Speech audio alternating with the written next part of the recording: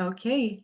Hello, everyone. I don't know whether we should wait a little bit more. I do expect more people to come and join us. This is going to be an amazing day. Elisabeth is going to be talking to us about how to be great public speakers. She is going to teach us quite a lot of things. Elisabeth, thank you for joining us. Thank you for taking the time to tell us more about yourself, to tell us about public speaking. Um, Oh, so, yeah. before we start, let us talk about WeVoi. So WeVoi is an international platform that allows young speakers to speak their minds and to have their voices heard. So we have students from all over the world joining us and speaking on different topics that we have each year.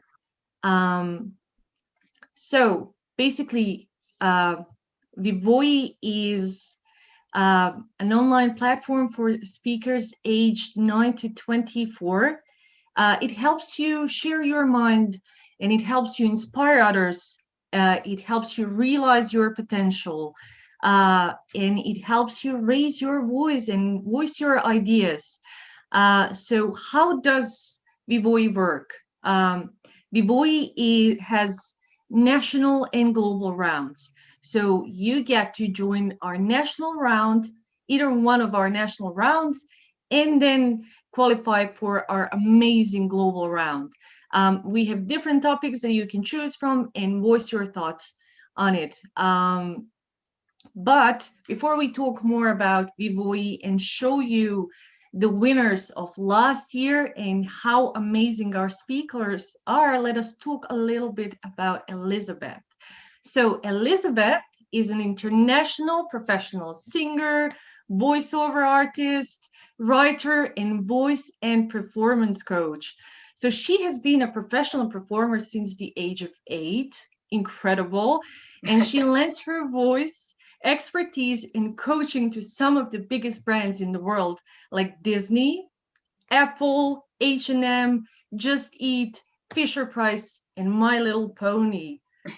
Seriously incredible. So she's the founder of the Voice Campus, where she coaches people on voiceover work, presenting, public speaking, pitching, networking, and confidence skills. So I hope I covered it all, but Elisabeth, can you please tell us more about yourself?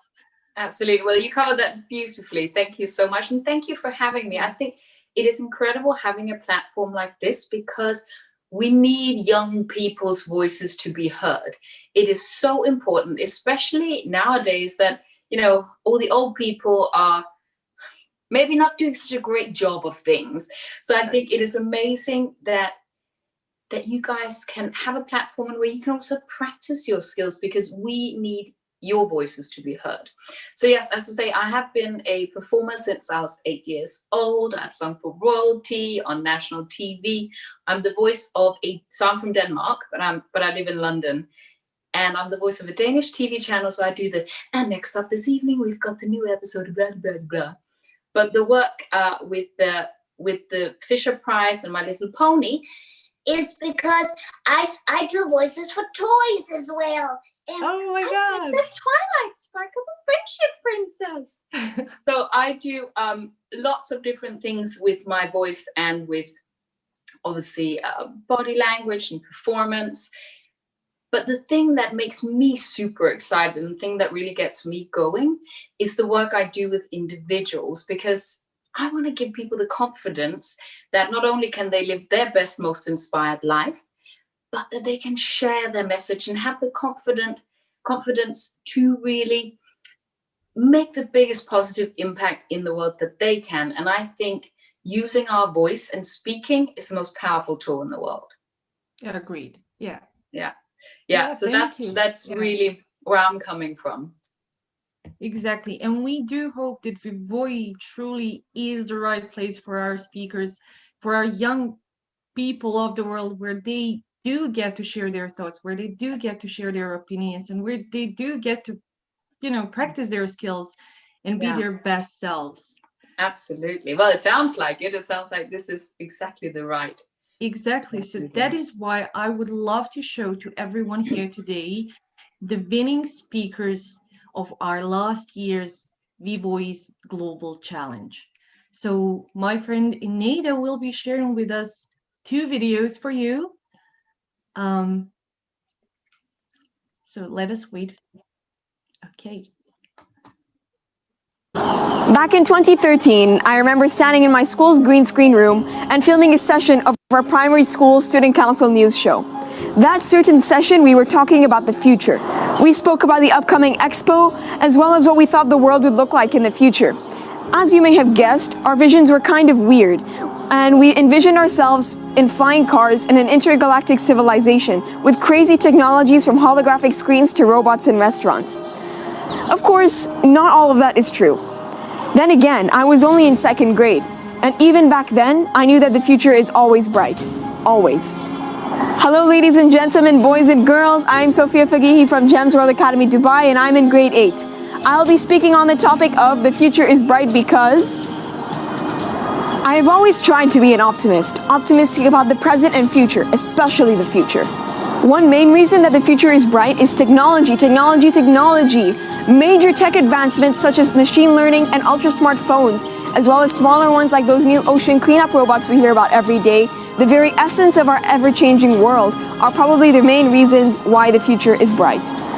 With professionals constantly working to create new inventions that make our lives easier, we are able to look forward to the bright history of technological advancement that lies ahead of us in the future. So I've cleared the ground for technology, but what else? Sure, new iPhones are cool, but why else is the future bright? Ladies and gentlemen, you and I are the main reason why the future is bright. People are the drivers of change, development, diversity, globalization, and growth. People support one another so that we can be, and hopefully continue being, the smartest, intelligent life in this universe that has been discovered until now. People on this planet stand up for another whenever they are not as happy as they should be. People like Malala Yousafzai, His Highness Sheikh Mohammed bin Rashid Al Maktoum, Michelle Obama, Elon Musk, and many more are the reasons why society is able to look forward to the future. The community of the human race is the main reason the future is bright. The future is bright because we are in it. Now, sadly, some of you might think in a pessimistic way and tell me, well, Sophia, look at COVID-19. None of us ever thought the future would be this dull. Actually, you're wrong. COVID-19 has had a lot of plus points too that make it bright, such as the environment finally healing after such a long time and the world uniting behind a single cause. So again, why is the future bright? The device you're using to listen to me, the lights around you, your individuality, our society, that's why. The future is bright because we are in it. The future is bright because technology is in it. I hope you're wearing sunglasses because the future is looking bright ahead. Thank you.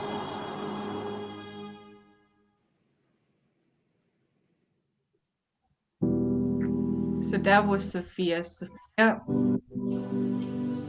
Okay, let's see the other. You can see the shine in their eyes, the joy in their smiles, the pride in their hearts, and much more in their applauses. You did it. You impressed them.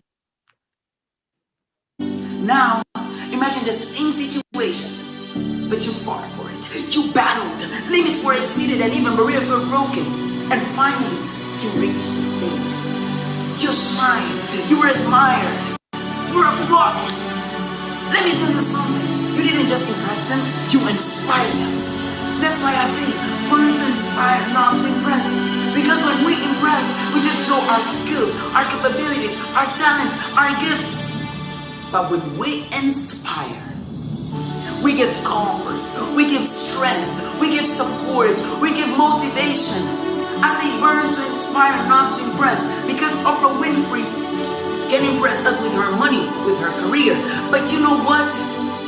She grew up with a single mother, a poor family. She was abused sexually. But she never gave up. She continued following her dreams. And she got famous. She got a lot of money. This story inspires you. I'm telling you, learn to inspire, not to impress. Because Stephen King can impress you with his books, with everything he has done to be successful. But you know what? He was rejected 30 times before before his first book was accepted and published. But he never gave up. He continued doing. One time, he threw his book on the beam, but her wife told him to never give up of your dreams. And this story, one more time, inspires you. I'm telling you, burn to inspire, not to impress. Because Bethany Hamilton, she's a very good surfer, a professional, well succeed. But you know what? Her left arm was beaten completely off by a shark. But she never gave up. One more time, I'm going to tell you, she never gave up of her dream. And she continued, and she succeeded. And now she's really famous, even without a left arm. She did it. This story inspires you. I'm going to tell you, Jim Carrey, you probably have heard about Jim Carrey, a very good comedian, a very good actor. He was so poor. His family was so poor that he dropped out of the school to help his family. But he never gave up. He followed his dreams one more time. And this story inspires you. I say burn to inspire, not to impress. Because who impresses simply impresses. Nothing more. But who inspires gives you hope. I'm telling you, burn to inspire, not to impress. Because who impresses simply impresses, just win praises, just win applauses. But who inspires with beyond applauses? I'm telling you, burn to inspire, not to impress. Because in difficult times like the one we're going through, we don't need someone to love. We need someone to give us hope. We need someone to inspire us, to lift us up and give us hope. And I'm telling you, burn to inspire, not to impress. Stop trying to be who you're not. Stop trying to copy other people. Be yourself and inspire. Being yourself and inspire with your personality. Inspire with your story. Inspire, not giving up. So like that, we can make the world a better place. We can make the earth a better place to live. Because we were born to inspire, not to impress. Born to inspire, not to impress. I'm going to tell you one more time. Born to inspire, not to impress. Think about it.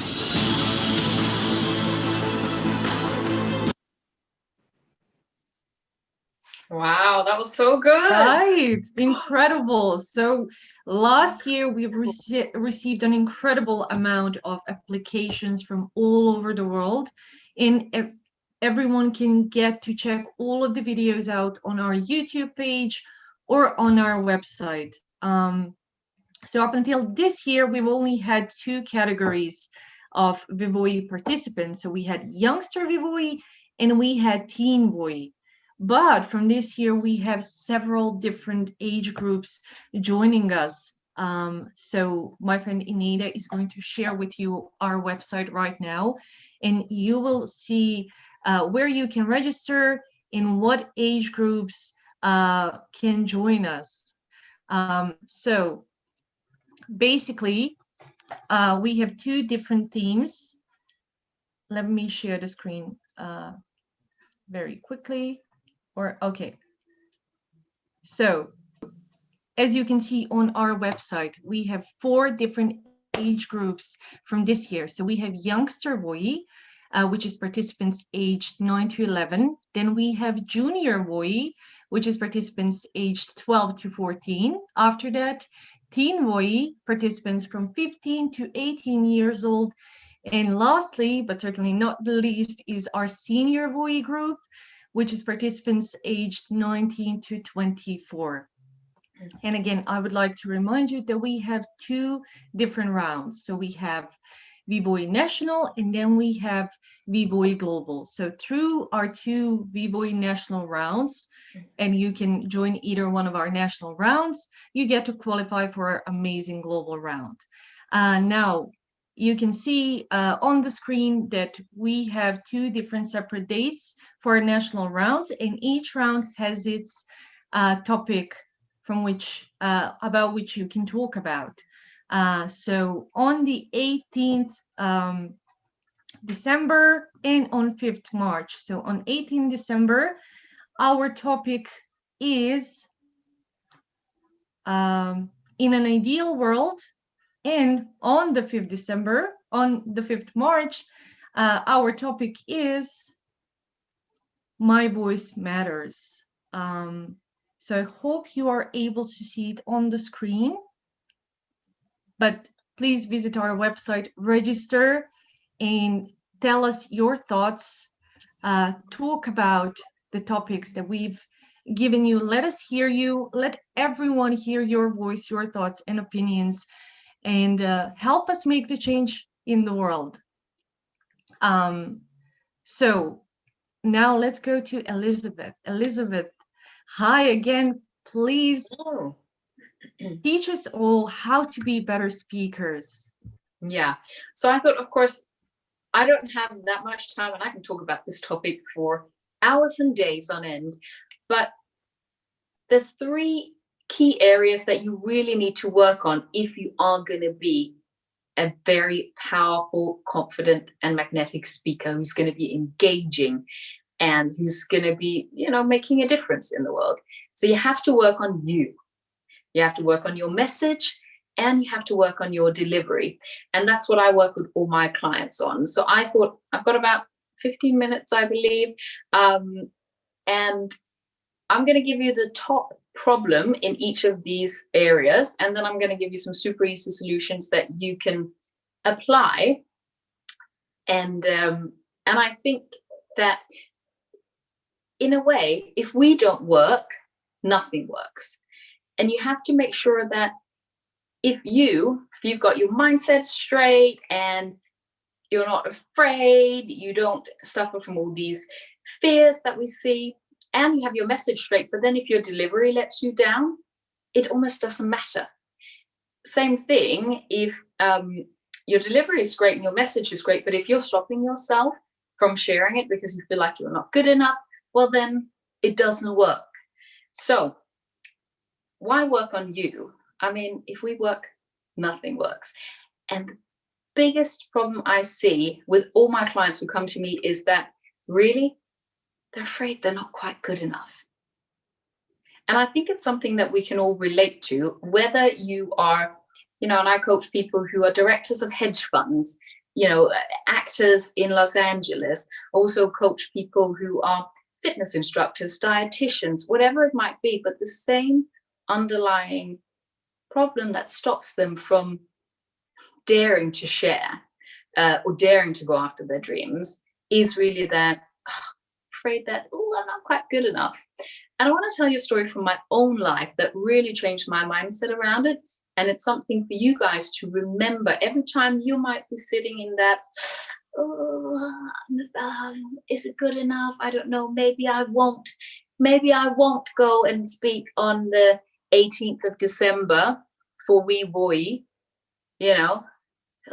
is it good enough? Why does it matter that I do?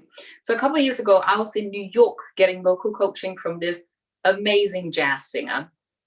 And before we were starting to get into the singing, we were just having a little chat. And he sort of said, so Elisabeth, why don't you sing more? And despite the fact that I've been paid to sing since I was 8 years old, as I said, you heard some of all the stuff I've done. At the time, I'd been a brand voice of a national TV channel for 6 or 7 years, I think. But still, I was kind of like, all my excuses came up and I was like, but really it came down to this, I feel like maybe I'm not quite good enough. Maybe I'm not quite ready. And he looked at me and he was like, you singers, you artists, this is the problem you all have. Let me tell you a story. So you're walking down the street with 10 loaves of toast bread under your arms. Just regular, plain white toast bread. And a starving person approaches you and goes, please, can I have a piece of your bread?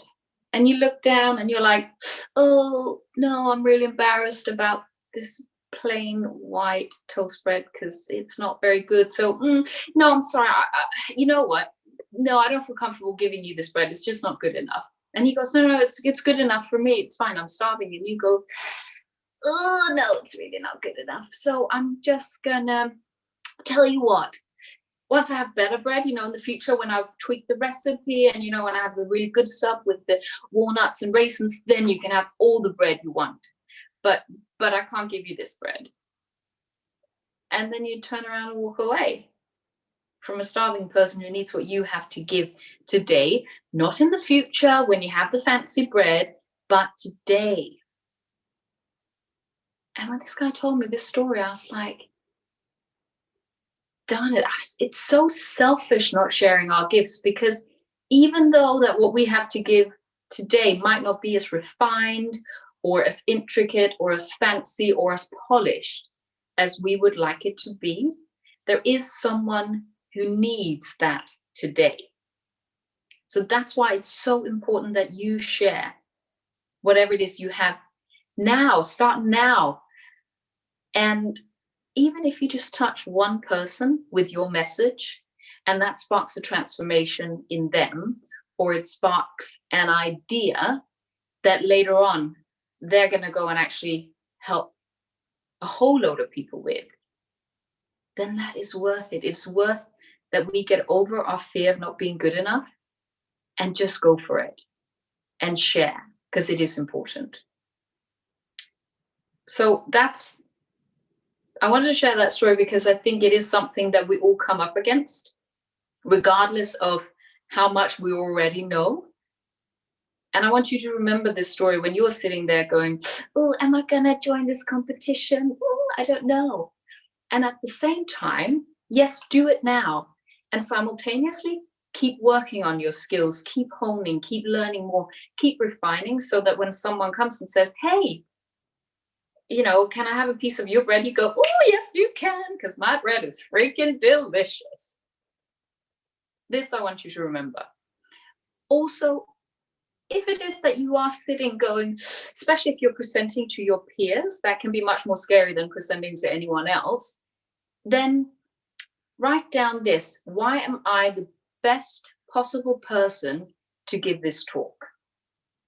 And I want you to do in your journal, just write down something that is truthful. You have to be truthful in it. You can't lie and say, well, I'm the best person to give this presentation because, I have researched this for 10 years, if that's not the truth. So you have to find something that is truthful for you, so you can confidently step up on that stage or step up behind the camera, which obviously everything's on camera now. And it's going to help you also when you start going to job interviews and things like that. Why am I the best candidate for this job? And find something that is truthful and right, so that you can go, hey, you may not get the job, you may not win the competition, but I have a place here. So that's working on you. And of course, there's lots more in this, but I think this is the most important thing. Secondly, there is your message. The biggest problem I see here is that people's messages are so confused. They are full of all sorts of things that are neither here or there. You go to a networking event. We don't do that right now. We go to a networking event, you talk to someone for 10, 15 minutes, and you still don't know what they do, because it's all confused and stepping on their toes, probably also because they don't feel like they can own being there. So your message. I'm also a songwriter. And the most important thing in songwriting is that get to the point. What are we trying to say? Drill it down into a nutshell, and then you just say it. And for us as speakers, it is our job to provide clarity for the audience member. Even if we don't have clarity ourselves, it is our job to give it to who we're talking to. And there is a saying that a confused mind doesn't buy. If you get into sales later on, you will definitely hear this. A confused mind doesn't buy. And really, we want people to buy into us, buy into the idea we're presenting, buy a product, eventually maybe. But we're always, in a way, selling something, even if it is just an idea. So if people are confused, they're going to stop paying attention to you. They're going to switch off your video. if you are doing, a Facebook Live, if you don't get to the point. I'm sure that you guys see videos where they're waffling. You're kind of like, what's the point of this video? And they say now that we have, as human beings, less attention span than a goldfish. So you want to make sure that you get to the point. You can still weave a beautiful story around it. But what is it you're trying to say in a nutshell? And then say it. And a really good signpost, if you are unclear about some parts of your presentation or your talk or your speech, the areas that you struggle to remember, or the areas where you're kind of like, the words stumble in your mouth, that is generally where you're lacking clarity. In my voiceover work, whenever I have problem delivering a line, it is never because there's a problem with me reading or with my voice. It is always with the words that are written. So I write the links when I do the next up this evening on the Danish TV channel. We've got the new episode of blah, blah, blah. I write all the links. And if ever I have trouble, if it's not a first take wonder, okay, 2 takes. If I stumble on the second take, I rewrite it there and then, because I know there's a problem with the message. And then I'll just say, practice with your friends or your peers and go, hey, I'm working on this thing. Can I just share this with you? Does this make sense? And then you need to have obviously a good and honest friend who can go, no, I don't quite understand. What do you mean? And then you use that exploration to drill down and figure out, okay, what is it actually I'm trying to say here? And it might take a couple of tries to get it right. And then, of course, there is the delivery. And this is a huge, there's so much. Generally, I take my clients through sort of the 5 Ps of preparing, practicing, getting into a peak performance state, presenting what's actually happening when you are on stage and how to deal with, everything that can happen. And then finally, perfect. Not perfect, but perfecting it. So when you finish your talk, how do you deal with the feedback? How do you deal with the criticism, maybe? How do you ensure that you get better afterwards? But as I say, this is a huge topic and we don't have that much time. So I thought I'll share with you the biggest thing that kind of trips people up when they're performing, and it is nerves. It's pretty much always nerves. And people get hung up on the nerves a lot. It's like, oh God, I'm so nervous. And maybe you have to run to the toilet 15 times and you're sweating and you're feeling like, oh my God, am I going to forget everything? Is my brain just going to shut down? This is totally normal. Your brain and your body is just trying to keep you safe and alive. And in a way, physiologically, what happens in the body when we're afraid is almost exactly the same as what happens when we're excited. So if you are going around saying both to yourself and other people, oh my God, I'm so nervous, I'm going to be doing this thing, I'm so nervous, and you're getting that sick feeling in your gut, instead, stop saying you're nervous, stop saying you're afraid. Switch the words, because words have so much power, and start saying, oh my God, I'm excited. Oh, I'm so excited. I can feel the excitement because, oh my God, my palms are a bit sweaty. Oh, I've got the butterflies in my stomach, but I'm so excited to go and share something that's going to change their world. That's going to make a difference to the people who are listening. And simply by doing this, you are channeling all that adrenaline and stress hormones in a much more productive way. But sometimes we can really get bogged down with the nerves to a point where it's crippling us. And that's, of course, not helpful. And the fastest way you can actually just totally calm your body down is by breathing. And you can use this before you have to have a difficult conversation with, maybe a friend or a boyfriend or a girlfriend. You can use this when you are going to job interviews, before an exam. And actually, Navy SEALs use this technique before they go into do their missions. So it's called a box breath. And it goes like this. You breathe in for 4 counts. You hold your breath for 4. You breathe out for 4 counts. And you hold your breath for 4. So I'm just going to demonstrate how it goes. So it's in 3, 4, and then you hold 3, 4, and then you breathe out 3, 4, and hold 2, 3, 4. Now, so and in through the nose is very vital. Don't be a mouth breather ever. Of course, when we're chatting, we breathe in through our mouth, but generally always breathe through your nose.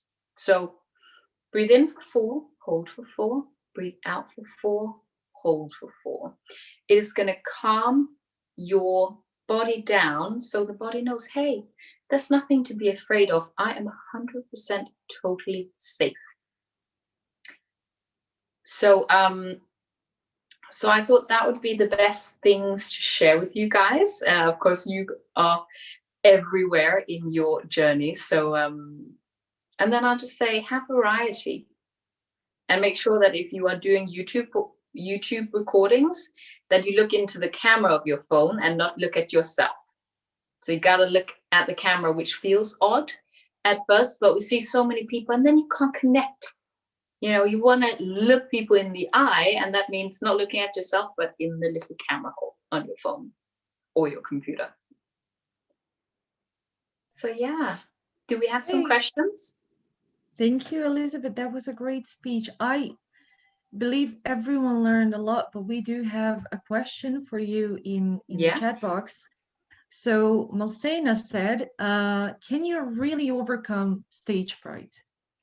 Yes, I believe you can. Or I believe you can certainly get it under control and get it to a point where you can channel the nervous energy into giving you energy so you can perform with passion. There are some people, I mean, some clients I get, if they have a phobia, I will send them on to maybe a hypnotherapist who can work on a deeper level, because I'm not trained in that. But generally, fear, stage fright and fear of public speaking is the thing that the majority of people come to me for help with. But when we are starting to unpack some of those limiting beliefs and some of the old fears of, oh my gosh, if I get up on stage, I'm going to be rejected. That's our deepest fear as human beings. And it's totally normal. And it comes from how we've evolved. Because back in the day, when we had the very old part of the brain, which is the deepest brain, which is also called the reptilian brain or the reptile brain, when we were in hunter-gatherer societies, if you were rejected from your tribe, that meant certain death, because there was no one to stand guard when you're sleeping. There's no one to look after you when you're sick. If you break your leg, that's it. You can't break, you can't take down a big animal so you can feed yourself. If you get rejected from your tribe, you are most certainly gonna die. And this fear still lies so deeply in us. But when you start understanding, okay, this is what's going on. My brain and body are trying to keep me alive. And then you can unpack, okay, what's happened? Maybe is there a time when you had to go up in front of your classmates at school and you had to do something and you didn't know how, and people were laughing at you and making fun of you? That's a horrible thing. And you know what? I work with adults who we go back and find that incidents, and then we can reframe it. You can sort of transmute that horrible energy and let it go and forgive both the other people and forgive yourself for holding on to it. Yeah, so I hope that was helpful. It really was. So we have a lot more questions to cover. Okay, great. Bring them on. Okay. So Ivar says, how important do you think the language is and how can it help us grow? I mean, I think language is everything.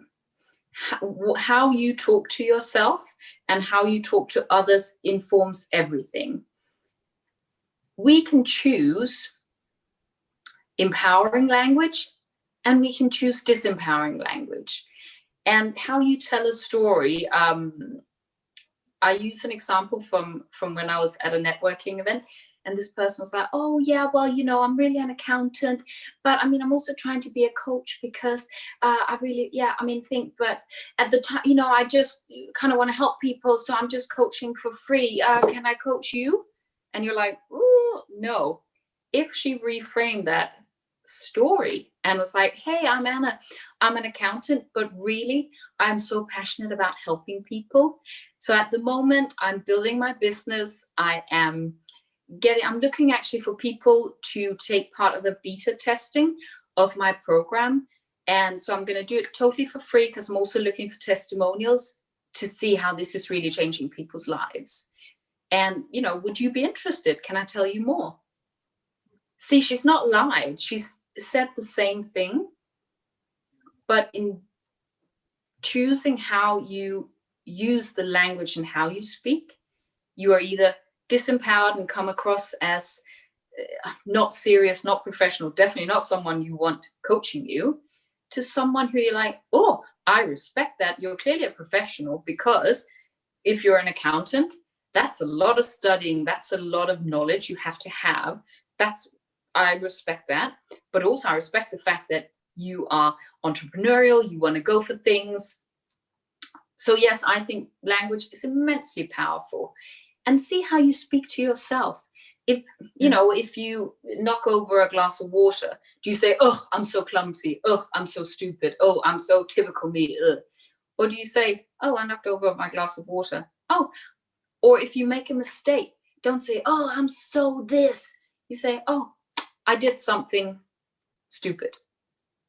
That's much more powerful because it's about the behavior and the action. It's not about you and your worth.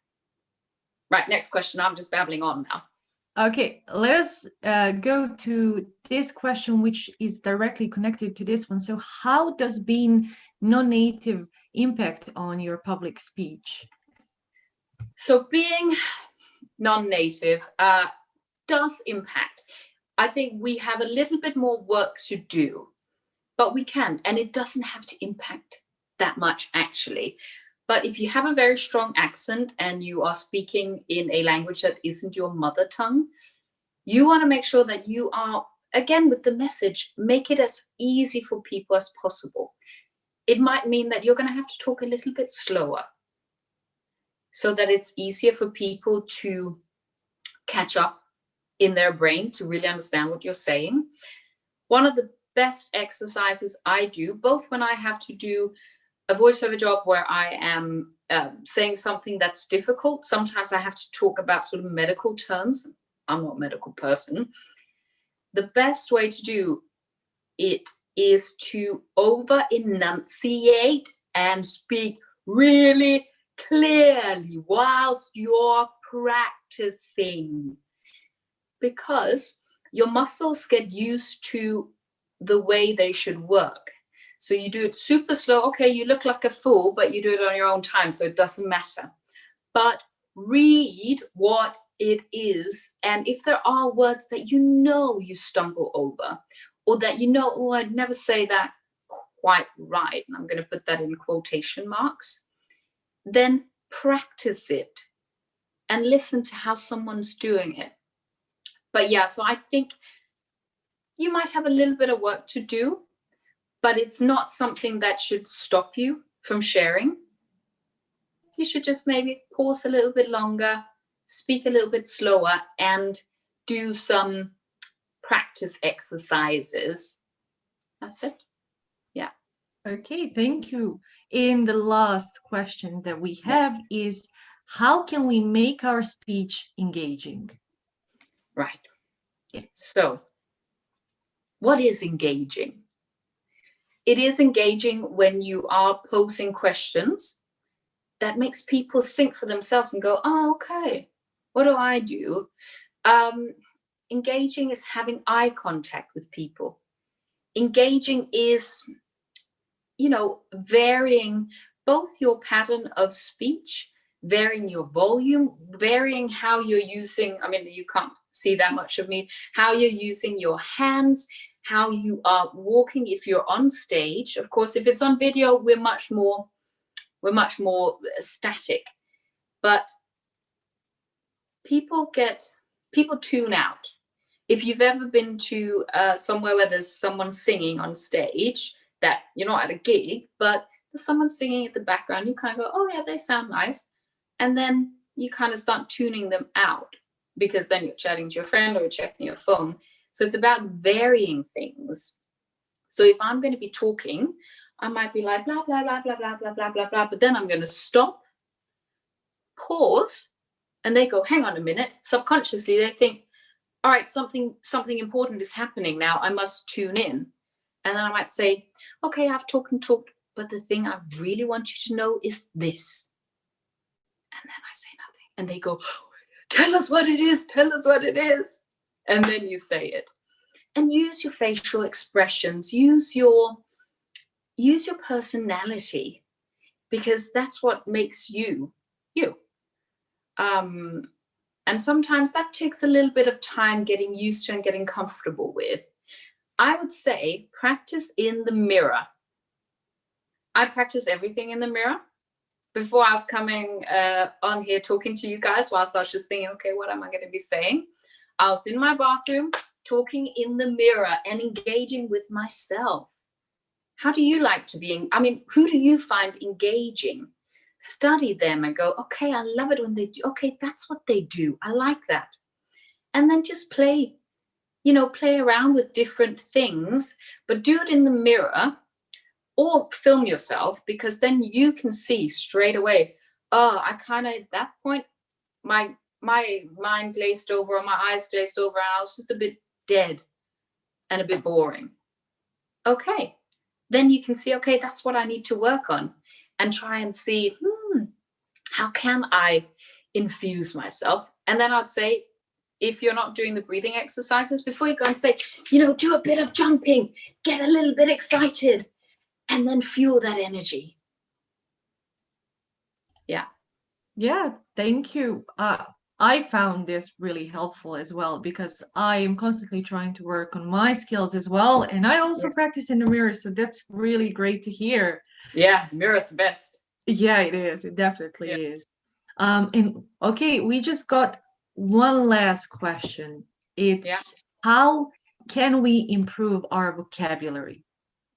You know what? That's a beautiful question. I'm really pleased you asked that. The best way to improve your I can never say vocabulary, actually. Vocabulary. Yeah, I don't know. I can never say that word. But there are words I can't say either. Just exactly. Vocabulary. Read. You must read. Read loads of books. That's how my English became so good, because I've always been an avid reader. I've loved to read since I was a child. And I know that my vocabulary is as big as it is, even in a foreign language, because I constantly read. Yeah. Okay, we got another question. So one is related, to what kind of books you recommend. Yeah. So let me do that real quick. So I would say ultimately read what you like to read, because if you're going to do it, if it's tough to do, you got to read something that it's exciting to you. So I would say, but both read like fiction books, if that gets you going, but also read self-help books, business books, that I'm going to see what I have so many great books, but read books that, on a broad range of things, is what I would say. Yeah, it's important to enjoy them. You must enjoy them, but also you want to read things that you learn from. At the moment, I'm reading a book called Breath by James Nestor. It's all about breathing. It's a brilliant freaking book. I love it. Okay, so everyone, you just heard it. should read that book. Exactly. And read the books you enjoy. And so Yeah. let us end today's session with one last question. Okay. And it is it a must to take training classes in order to become a good public speaker? I think training is vital, but then I've had vocal coaches, singing coaches, personal trainers, life coach. I've always had coaches because I want to get as good as I can get in the best, most efficient and fastest way. However, I wouldn't say it's a must. It totally depends on you. But we have to remember that we can't see our own blind spots. We only know what we know. And, you know, if you think about it, all the tennis stars and all the sports stars, they all have coaches. Why is that? Because they want to be the best they can be. So absolutely, I think it is essential if you can take some training. There's lots of great free stuff out there. But you might also have a really clear vision of what kind of a speaker you are. And you might be the person who is just like, this is me, this is how I'm going to do it, and I am 100% confident that that's how I want to reach people. Great, then do that. But I think coaching is vital, but you can learn online, you can learn from books, you can, you know, go and watch TED Talks, watch the other WeVoi talks here from last year, see what they're doing, see where you can get inspiration and where you can grow from. Yes, and use the opportunity to join WeVoi and compete with everyone else and see how well you can do. Absolutely. Yeah, absolutely. Okay, Elisabeth, thank you so much for today. It's been a pleasure. My pleasure. It was so nice. And I'm glad if it was of value to you guys. Check me out. I've got a podcast called Dare, Share, Create, which is on all like Spotify, Apple Podcasts. It's all of them. And come and befriend me on social media. It's Elisabeth Valentine _ on Instagram, where you can also just connect with me, and I share things on both thoughts on life and mindset and health and well-being and speaking, and how we can, you know, live our best, most inspired life so that we can make the biggest positive impact in the world. And today's webinar will be available on WeVoi YouTube page. So if you ever need to come back to this video and remember some of the things we talked about today, make sure to do so. So thank you, Elisabeth, once again. It's been a great session and it's been a great pleasure to have you here. My pleasure. I am so happy that I was here. Thank you so much. Thank you. And thank you, everyone else. Have a great day. Bye-bye. Bye.